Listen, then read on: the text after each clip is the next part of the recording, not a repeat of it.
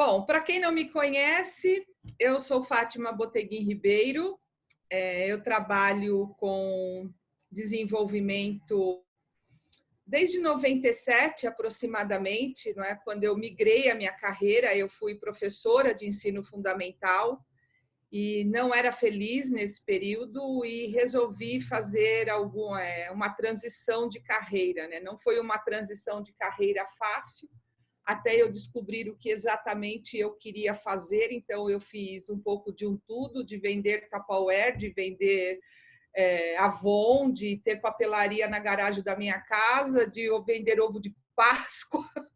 Enfim, né? Não se tinha tanto essa questão desse tema de carreira e tudo mais. E quando eu entrei para essa área de recursos humanos, eu comecei em consultorias de recolocação de profissionais, de outplacement, vendendo os processos de outplacement, né? Que assim, o que a pessoa teria, o que a pessoa encontraria dentro dessa consultoria. E aí eu comecei não só vendendo, né? Foi um período que eu apresentava para as pessoas isso, e eu comecei, na época a gente não tinha internet, era mala direta que a gente enviava dos currículos, e eu morava em São José dos Campos. Eu pegava esses currículos e levava para as empresas que a gente tinha na região, né? Quando eu estava sem ninguém. E aí eu comecei a ter contato com a área de recursos humanos, entender como que as empresas trabalhavam, se dividiam. E, enfim, fui trabalhando em consultorias. Eu voltei para São Paulo em 2000, e aí eu trabalhei na Right Side Felipelli, trabalhei um período na Cato, e também a minha última empresa que eu trabalhei foi na Porto Seguro, onde eu fui consultora interna de recursos humanos. Em 2004 eu saí de lá, comecei a buscar a minha recolocação, e aí eu comecei a ter propostas, né, de trabalhar como consultora autônoma, independente, que eu fui me encontrando. Então, desde essa época, eu tenho a minha consultoria, não é? Mas eu atuo muito mais hoje como parceira com a iSight. Eu estou desde sempre, desde que foi aberto, né? Com as meninas, desde antes disso, né? Nós já nos conhecemos.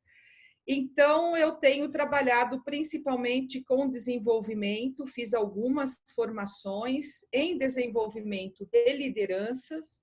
E o outro foco é a questão de carreira, que é um tema que me encanta. E quando eu trabalho com desenvolvimento da liderança, eu olho muito também para esse lado do desenvolvimento da carreira do líder. Então, o que eu costumo perceber é que a maior parte, né, dos nossos líderes, eles são líderes que chegaram numa posição que exige a competência de liderança, né? Porque liderança não é um cargo, para mim, liderança ela é uma responsabilidade, ela é uma competência, por isso que, né, vem do líder de si mesmo e depois do líder de pessoas. E muitas pessoas passam para essa posição de gestor, crescem na sua carreira, porque eram bons na cadeira anterior. Eram bons analistas, eram bons técnicos, bons engenheiros. E aí ele dorme assim e acorda com uma equipe que ele precisa gerenciar, coordenar, conduzir para que ele obtenha os seus resultados. Então, eu costumo e quero fazer esse exercício aqui com vocês nos meus treinamentos, né? Quais são os principais desafios da liderança hoje? E aqui a gente pode falar tanto do líder de si, quanto do líder de pessoas, né? E eu acho que essa pergunta hoje é a primeira vez que eu estou fazendo depois do coronavírus, né? Então, eu vou pedir para vocês ou escreverem aí no chat, pode ser? Vocês escrevem e depois alguém lê aí para mim qual foi, porque eu quero que vocês escrevam antes de eu falar o que eu ouço nos treinamentos, na sala de aula, nos processos de coaching, nos processos de mentoria, de liderança, que é algo que eu faço muito hoje, né? Que é a mentoria, que é apoiando esses gestores a avaliar as suas equipes, a desenvolver um perfil de pessoas que eles precisam. Então, eu gostaria que vocês escrevessem aí, tá bem, pessoal?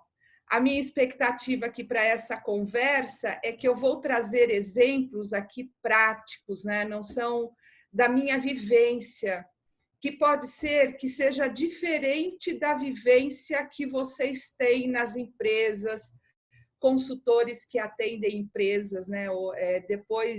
Desde 2005, eu atendo hoje todos os tipos de negócio, minerador, agronegócio, escolas, hospitais, ONGs, serviços, enfim, tudo, né? Então, a gente vê que as necessidades, os desafios são muito parecidos dentro de todas essas organizações para o líder, tá bem? Conseguiram escrever? Escreveram por aí? Já colocaram? Tem alguns? Quem pode acompanhar para mim aí, por favor? Criar um ambiente motivador, encorajar as pessoas a se desenvolverem, tornar seu colaborador autoconfiante. Olha que interessante, né? São as mesmas, né? Quando eu coloco essa pergunta, o que mais vem é como eu engajo, como eu motivo, como eu lido com os diferentes perfis. Tem mais alguma coisa? Está aparecendo mais? Ela colocou aqui, ó, ser exemplo, imparcialidade. Legal. Bom, então eu começo com essa. Depois podem ir colocando mais, tá bem, pessoal? Então eu começo com essa fala do Simon Sinek, né? Que para mim eu costumo falar dentro das organizações que essa frase deveria estar estampada em todas as portas, em todos os espelhos, em todos os computadores, que parece tão óbvia, mas normalmente a gente não vê, né, que não entende, né, que o negócio acontece pelas pessoas, né, com as pessoas. E se a gente ouvir esses desafios e todos os desafios que eu ouço nas mais de 500 turmas que eu já conduzi de módulos de gestão de pessoas, recrutamento e seleção, desenvolvimento de líderes, nunca vem como desafio ser melhor em tecnologia, ser melhor nos processos. Então, assim, se a gente não entender como as pessoas funcionam, a gente não entende de negócio, né? Então, o principal desafio do líder, e que eu acredito que agora nessa jogada na piscina que a gente teve aí na água, é o quanto que entender das pessoas poderá fazer toda a diferença para os resultados, né? Então, é isso que eu ouço. Então, a gente não vê como desafio essas outras coisas, sempre são por questões comportamentais. E aí a gente, né, eu não quero explorar mais o mundo VUCA, né, que tem tanto sido falado e já faz algum tempo, faz uns 3 anos quando eu comecei a utilizar esse termo, e uma vez na sala uma pessoa falou assim, eu colocaria que não é um mundo VUCA, mas é principalmente uma MUVUCA. E eu acho que a gente hoje, a gente sempre apresentou até agora, né? Isso parecia tudo muito teoria, e a gente deve estar vivendo nessa questão da volatilidade, né? Que o mundo muda o tempo todo, da incerteza, da dificuldade da gente prever as coisas. Acho que nunca passou pela cabeça de ninguém, né? Essa visão de futuro aqui que a gente tem, que nós estaríamos passando pelo que a gente está passando, né? A primeira vez que eu me assustei com tudo isso, quando eu vi uma imagem na televisão com os parques da Disney sem nenhuma pessoa, né? Ninguém dentro de um parque da Disney, então, e outras questões. Então, assim, lidar, né, com essa questão da complexidade, do tudo conectado, tecnologia, pessoas, da ambiguidade, que a gente não tem respostas certas para tudo. E eu vejo muitas vezes a angústia do gestor, ou uma necessidade meio que colocada de que quando um liderado pergunta alguma coisa para ele, ele tem que ter a resposta para aquilo. Né? Então, assim, é a gente entender que nós não temos respostas para tudo. Não tínhamos, e agora cada vez menos, né? Eu tenho ouvido assim, sigam as autoridades para como lidar com esse momento que a gente está vivendo. E as autoridades, cada uma também tem o seu ponto de vista. Do meu ponto de vista, hein, pessoal, que eu quero colocar é que a gente coloca as nossas posições baseados em percepções passadas, né? Assim, o nosso cérebro, ele vai trazendo informações daquilo que ele já viveu. E é isso que a gente vai tentando comparar e trazendo para o presente. Por isso que, para mim, é tão difícil a gente olhar e prever o futuro, né? E quando a gente fala que o líder tem essa responsabilidade, né, de ajudar a olhar para o futuro, a gente tem uma tendência de voltar para o presente e ficar nos processos, porque aquilo a gente domina, aquilo o líder domina.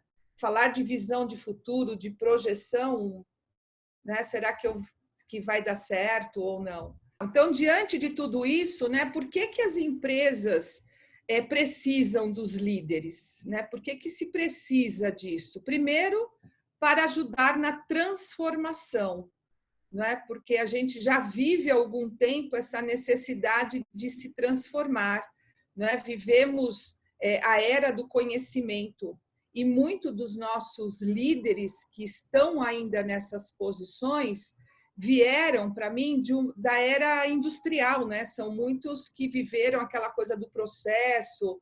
Os nossos cargos ainda têm esse nome, né? Supervisor, né? Coordenador. Então, assim, a terminologia também dos nossos cargos leva a uma ação de supervisionar, né? Ver se está chegando na hora, se não está chegando na hora, se está fazendo o trabalho direitinho, se não está.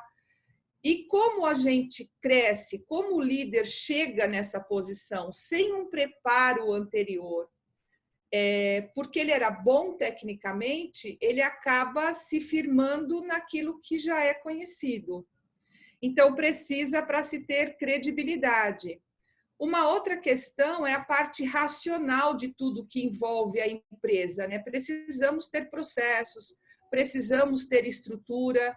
E a visão de futuro, essa questão da transformação, é a gente poder olhar para esses nossos processos e estruturas, né? E a gente viu até 2 semanas atrás, muitas pessoas, não, o que isso a gente faz aqui é impossível se fazer à distância.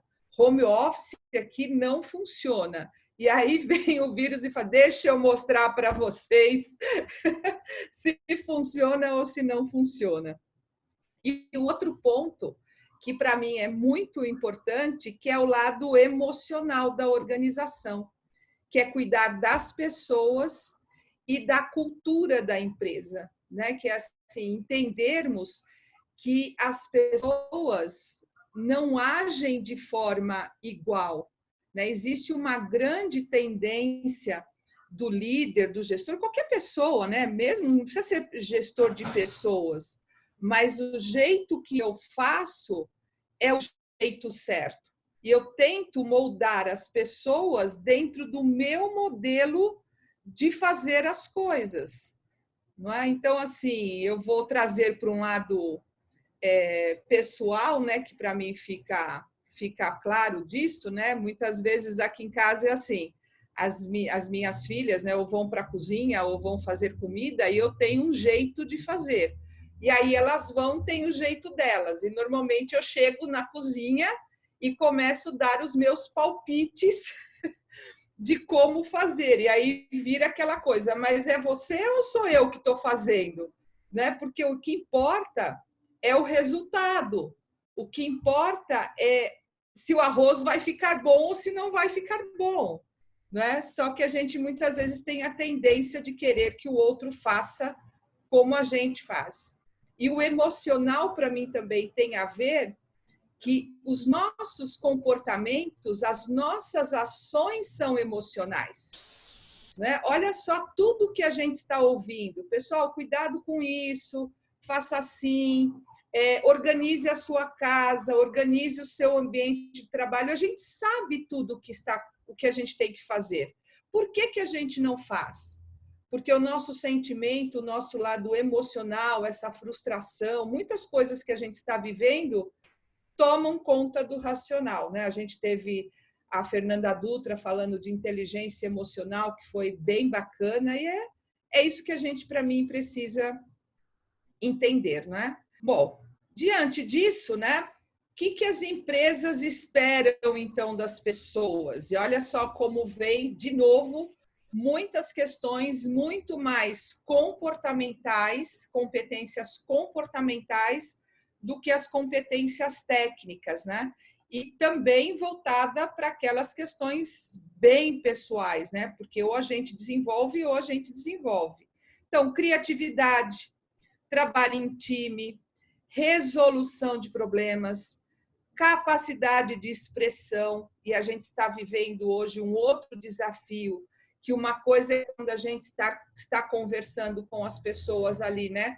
Face to face, tete a tete, cara a cara, juntos, a gente está vendo, e hoje nós estamos precisando aprender a lidar com tudo isso à distância, né?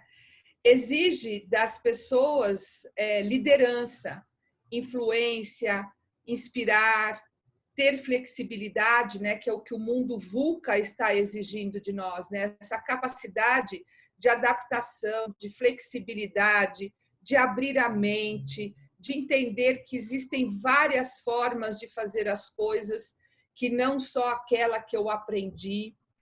E para isso também, para mim, é importante a gente entender que nós somos o nosso cérebro. E o nosso cérebro tem como grande objetivo economizar energia. Então, ele sempre vai ter a tendência, né, como os neurocientistas têm dito, de fazer com que a gente faça o caminho mais curto. Né? Então, assim, para que a gente possa se desenvolver, a gente vai precisar lidar por um caminho que ele não conhece. Então, ver essas formas diferentes, né? A forma como eu resolvia problema lá na empresa até 2 semanas atrás, eu estou tendo que reaprender como eu faço isso dentro desse nosso cenário. Né? Então, assim, eu percebo que as pessoas estão tendo algumas dificuldades em relação a isso, né? A entender e ter paciência com ela, né? Ter paciência que a gente vai aprender. Né? Até porque agora, mais do que nunca, nós estamos dentro, né, dessa água, dentro desse processo, ou a gente sobrevive, ou a gente sobrevive. Né? E isso vai exigir esse esforço, e quem sabe agora a gente possa entender isso na prática efetivamente. E também as competências técnicas. Não é? E eu quero trazer para cá essa questão das competências técnicas, que quando a gente fala de competências técnicas, muitas vezes a gente, principalmente o líder, né, ele entende competência técnica como a competência técnica da área que ele atua. Né? E as competências técnicas para o líder são as competências técnicas voltadas para o desenvolvimento de pessoas. Né? De como eu dou um feedback, de como eu faço uma avaliação, de como eu construo a minha equipe e desenvolvo essas pessoas. São outras competências técnicas. Né? E para o líder individual, é aquilo que o negócio dele está exigindo dele nesse momento.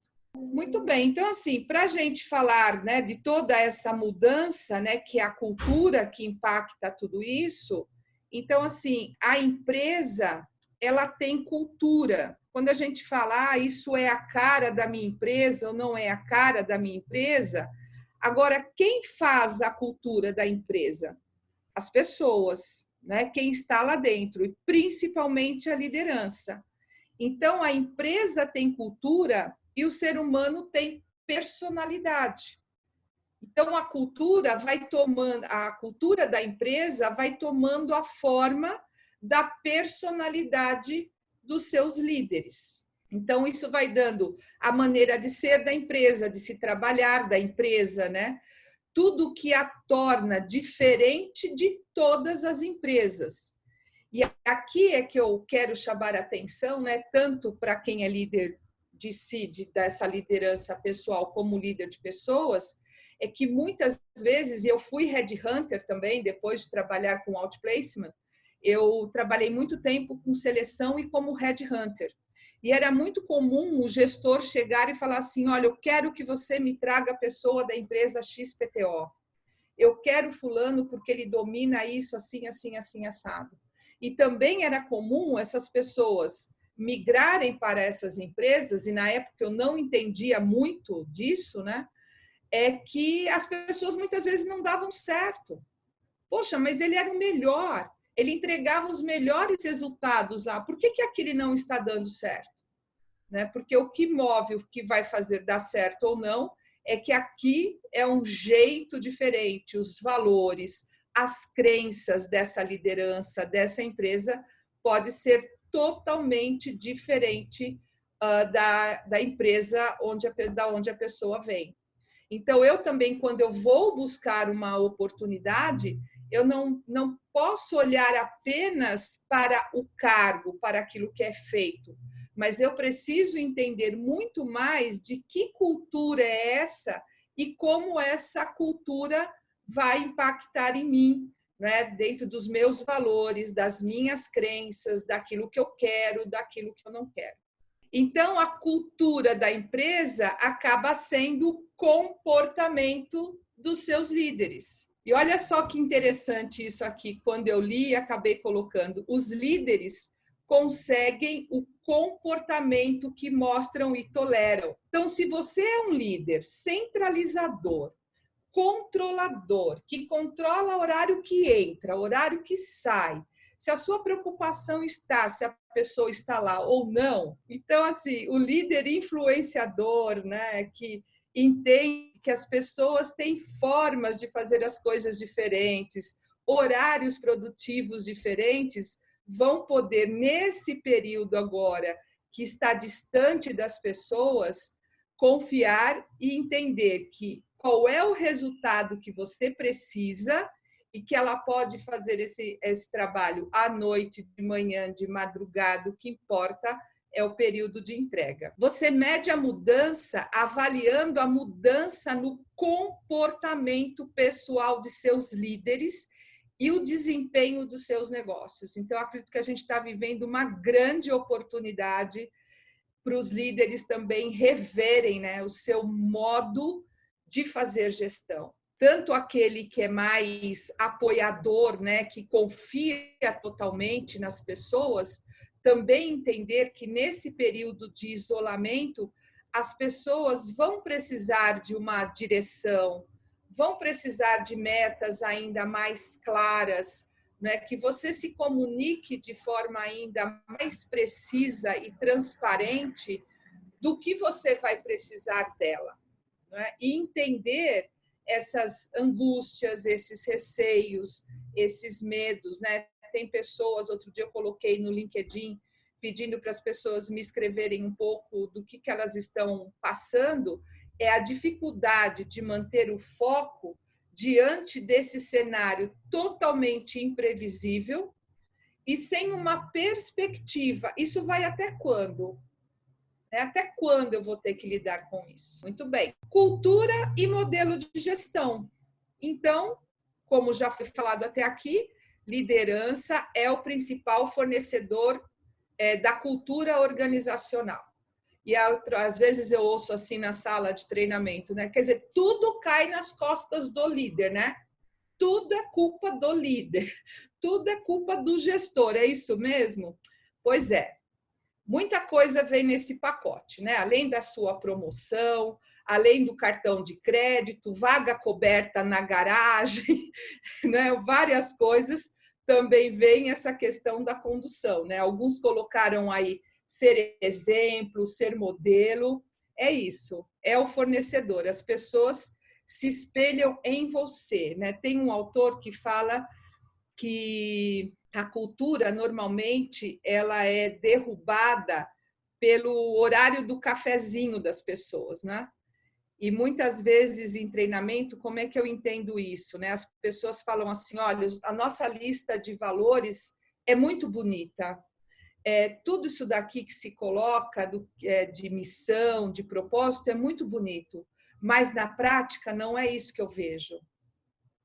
Né? Quando a gente dá algumas informações para as pessoas, eles normalmente comentam assim: o meu líder já ouviu isso, né? A diretoria já sabe sobre isso. Então, assim, o gestor precisa estar cada vez mais atento, né? O Rancharelli tem uma fala que é muito bacana, que é sobre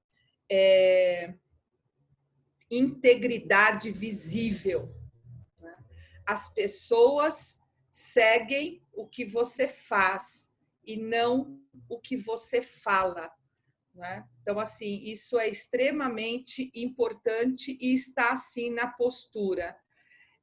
O modelo de gestão determina as linhas de poder. Né? Então, assim, a gente precisa entender que hoje o poder está na mão do indivíduo conectado, certo? Porque toda a informação hoje que antes estava na mão do líder, do gestor, hoje está na internet, está no aparelhinho, está tudo aqui, a gente precisa lidar com esse indivíduo. Estabelece as principais formas de ação aí da empresa também. E determina a importância das coisas ao estabelecer critérios de análise e desempenho. Então, a gente vai ter que começar a rever tudo isso, porque eu acredito que depois de tudo isso, eu acredito, hein, pessoal, e aí seria legal a gente depois ter outras visões de vocês, que é a questão de a gente estabelecer novos critérios de análise de desempenho, e não só metas numéricas, né, de números, e, enfim, a gente também tem que começar a ampliar como é que eu meço e analiso o desempenho das pessoas. Bom, a força impulsionadora, né, o que move tudo isso, a força da organização, ela é determinada culturalmente. Cultura afeta e regula o modo como os integrantes da organização pensam, sentem e agem dentro desse quadro de referência organizacional.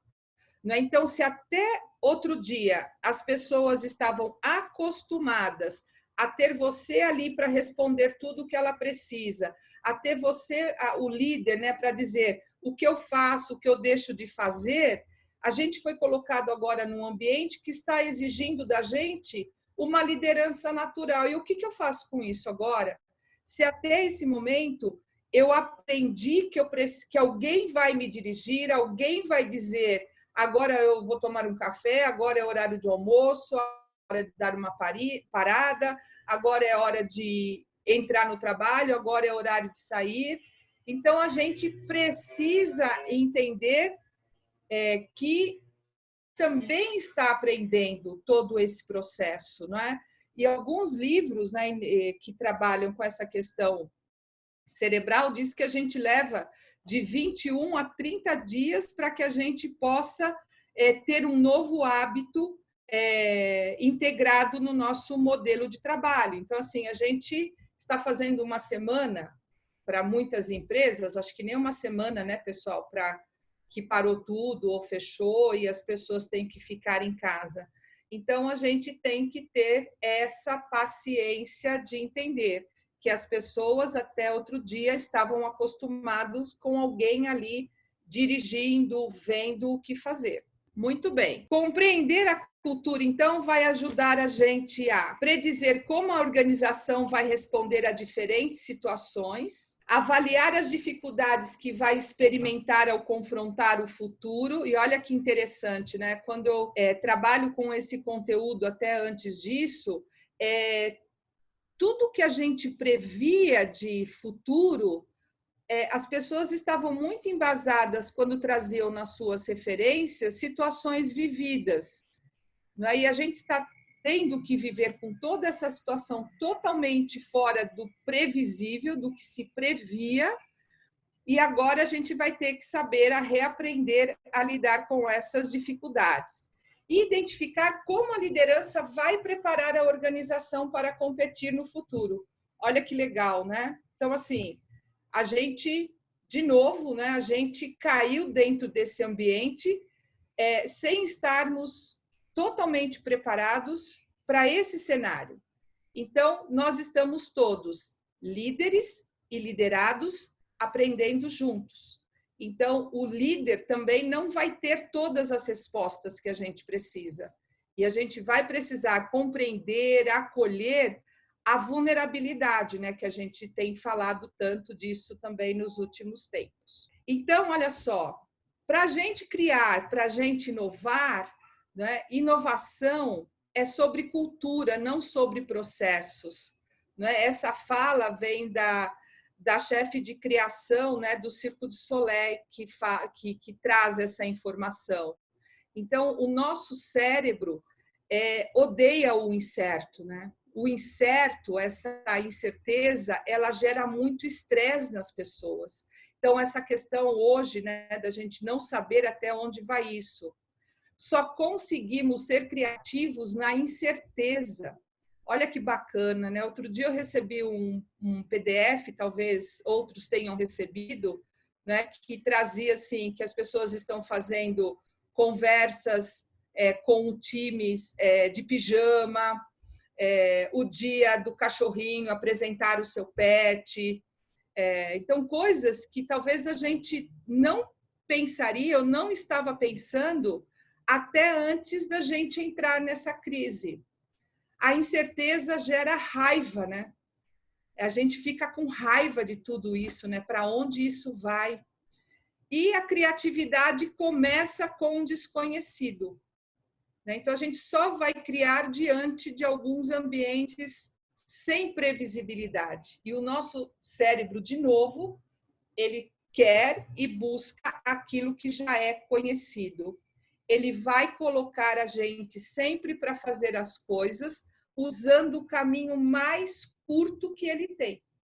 Né? Então, qualquer mudança de hábito ou de forma de fazer ou de criar vai impactar nessas questões. Bom, e alguns números que falam, né, para a gente, que é a fonte da Deloitte sobre a evolução do trabalho, isso saiu ano passado, que 4 entre 10 empresas acreditam que a automação irá ter um grande impacto no número de empregos, né? Então, 25% dessas empresas, 44% das pessoas entrevistadas acreditam que encontros cara a cara irão diminuir nos próximos 3 a 5 anos. Isso foi o ano passado. E 70% acreditam que eles precisam de um grupo de talentos diferenciado para o futuro. Eu costumo dizer que tudo aquilo que a gente busca, a gente precisa desconstruir. Então, aqui tem uma questão, talentos diferenciado para o futuro. O que será talento diferenciado para o futuro? Né? Que comportamentos, que habilidades, que conhecimentos esse profissional precisa ter? E cada negócio, cada atividade vai exigir um tipo de talento. Então, a questão da flexibilidade, da adaptação, da adaptabilidade, da criatividade vai ser cada vez mais exigido. Muito menos experiência técnica, né, no que as pessoas fazem, mas muito mais nesta questão de ter essa disposição para se aprimorar. A gente estava falando aí no início, né, da questão da tecnologia. Eu gosto muito do trabalho da sala de aula, né, de estar junto com os alunos, com os participantes e tudo mais. E agora preciso me reinventar, já faz algum tempo que eu venho falando nisso, de precisar se reinventar para esse novo modelo.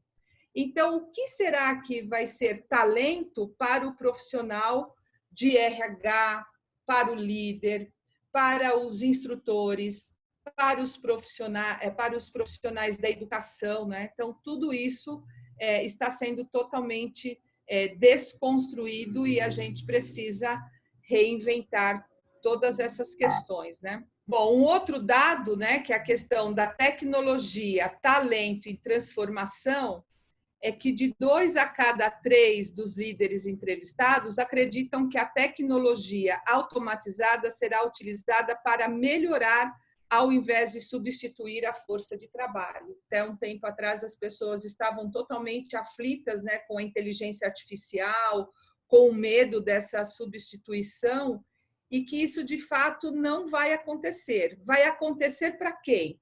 Para as pessoas que não tiverem a disponibilidade de se aprimorar para entrar num mundo diferente. Quer dizer, o futuro já é agora, né? A gente já vive isso, mas eu acredito que daqui para frente, de forma ainda muito mais intensa.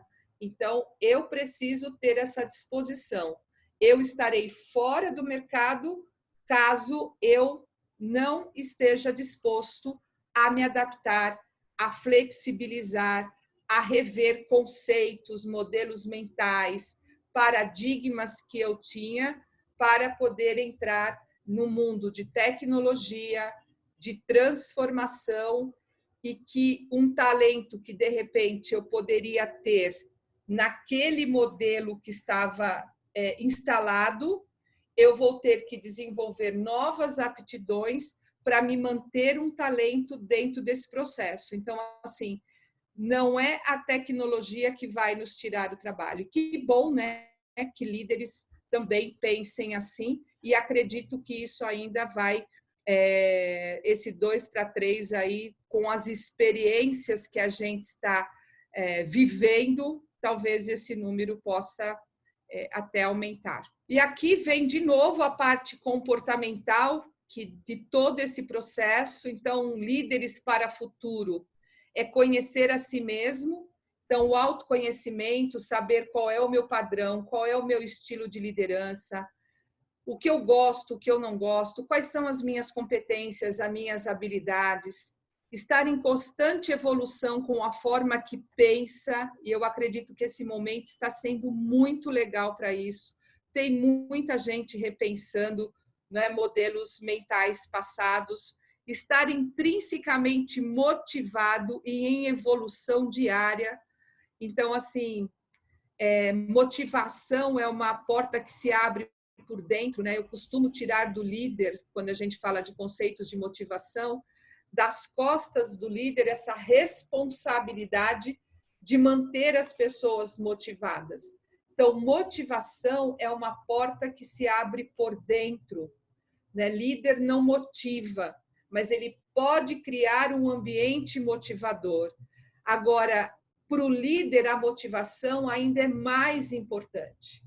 E ele vai estar motivado nesse papel se ele está numa cadeira de gestão que exige liderança, porque ele quer estar ali, porque ele gosta. Gerenciar seus limites e ambição. É entender da vulnerabilidade, né? Que o gestor ele não é o super-homem também. Ser catalisador, estar direcionado para a ação. Então, diante de tudo isso, porque o gestor também está vivendo tudo isso que as pessoas vivem, mas eu preciso catalisar tudo isso e agir, né? Eu preciso fazer diferente. Ser empático e inclusivo, né? Empatia é uma palavra que a gente usa muito, né? E empatia tem a ver com entender a constituição emocional do outro, incluir essas pessoas. Então, entender que algumas pessoas vão ter mais dificuldades de trabalharem sozinhas, ali dentro da casa delas, e como é que você pode incluir isso também, né? Criar momentos e ambientes para poder integrar essas pessoas. Dedicar tempo para relacionamentos verdadeiros, criar contextos e sentido para o sucesso com rituais e histórias, conhecer o mundo e buscar melhores explicações. Então, assim, é sair daquela parede, né, da empresa. Uma vez, acho que foi o Cortella que eu ouvi dizer, né, que o melhor investimento que um líder poderia fazer para a carreira dele era viajar, sair do seu mundo, né? E o viajar não precisa ser viajar para fora ou para outros lugares, mas é conhecer coisas diferentes, conversar com pessoas diferentes e liderar para o florescimento, né? Para que apoiar as pessoas no seu crescimento, trazer o seu melhor, né? Proporcionar às pessoas que elas trabalhem e atuem com o seu potencial. E aí alguns encorajamentos, né? Lembre a si mesmo e aos outros sempre de ser curioso, ser honesto, olha só, ser vulnerável, né? A gente erra, a gente acerta, mas a gente precisa se expor, ser mente aberta, ampliar. Então, quanto mais eu estiver exposto a coisas diferentes da minha rotina, mais a minha mente se aberta, mais se abre, né? Ser altruísta e ser corajoso. E aí essa mensagem também que eu quero terminar aqui com o Simon, né? Para superar os nossos desafios, basta a coragem de pedir ajuda. Pessoal, eu quero dizer que foi uma alegria estar aqui com vocês. Espero de coração ter podido contribuir um pouco aí, que eu digo, né, com a minha experiência, com a vivência que eu tenho em sala de aula, né, que pode ser igual ou diferente de outros colegas ou de outros líderes.